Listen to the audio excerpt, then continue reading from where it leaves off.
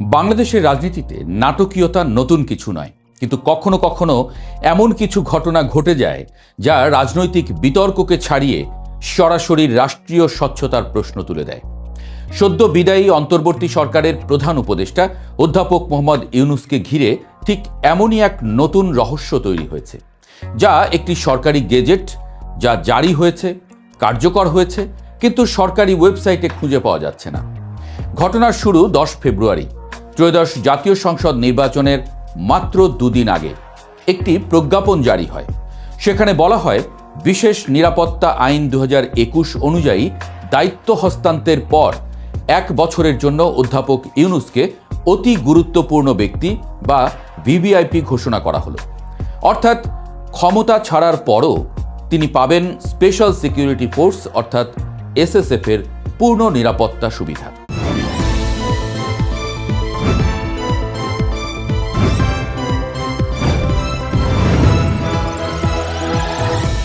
সবকিছুই যেন নিয়মের মধ্যেই ছিল, কিন্তু প্রশ্ন তৈরি হলো পরে যখন দেখা গেল সরকারি মুদ্রণালয় বা বিজি প্রেসের ওয়েবসাইটে সেই গেজেটের কোনো অস্তিত্বই নেই।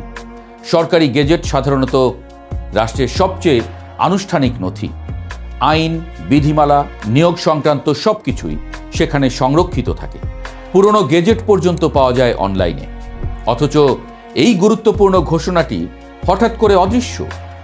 আর এখান থেকেই শুরু বিতর্ক।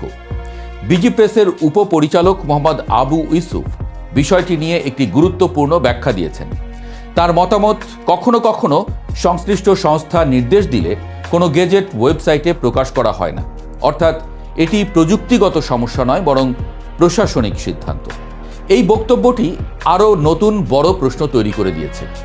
কেন এমন নির্দেশ দেওয়া হলো?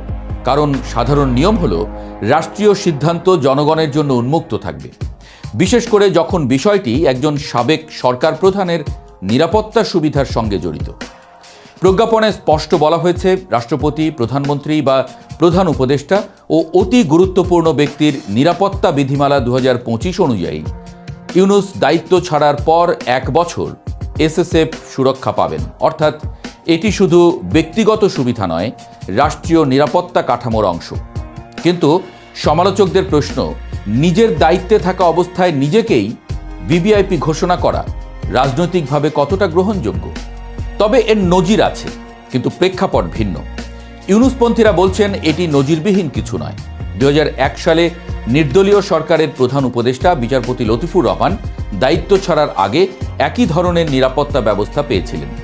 তৎকালীন প্রেস সচিব শফিকুল আলমও দাবি করেছেন এটি আইনগত বাধ্যবাধকতা। এসএসএফ আনুষ্ঠানিক অনুমোদন ছাড়া কোনো সাবেক সরকার প্রধানকে নিরাপত্তা দেয় না। তাই এই গেজেট ছিল একটি প্রক্রিয়াগত ধাপ মাত্র। কিন্তু এখানেই আসে রাজনৈতিক বাস্তবতা। বাংলাদেশের ইতিহাসে শেখ হাসিনা বা খালেদা জিয়া দুজনেই ক্ষমতা ছাড়ার পর বিরোধী দলে গেছেন, কিন্তু তারা এসএসএফ সুবিধা পাননি। ফলে প্রশ্ন উঠেছে, কেন এবার ব্যতিক্রম? আরও মজার বিষয় হলো, একই অন্তর্বর্তী সরকার আবার শেখ মুজিবুর রহমানের পরিবারের বিশেষ নিরাপত্তা আইন বাতিল করেছিল। ফলে সমালোচকরা বলছেন, একদিকে নিরাপত্তা সুবিধা বাতিল, অন্যদিকে নতুন সুবিধা সৃষ্টি। এ যেন দ্বৈত নীতি। সময়টা ছিল অত্যন্ত স্পর্শকাতর।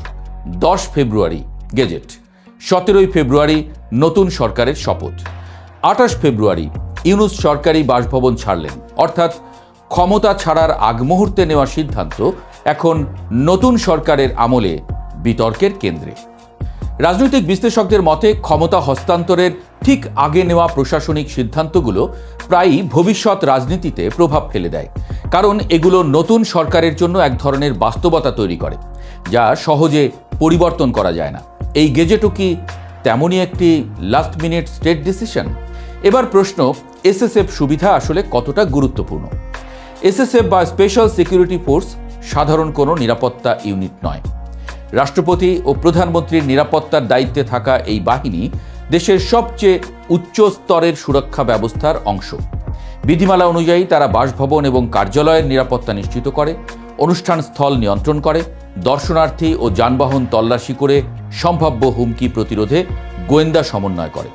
অর্থাৎ ভিভিআইপি ঘোষণা মানে শুধু নিরাপত্তা নয়, রাষ্ট্রীয় মর্যাদার ধারাবাহিকতা।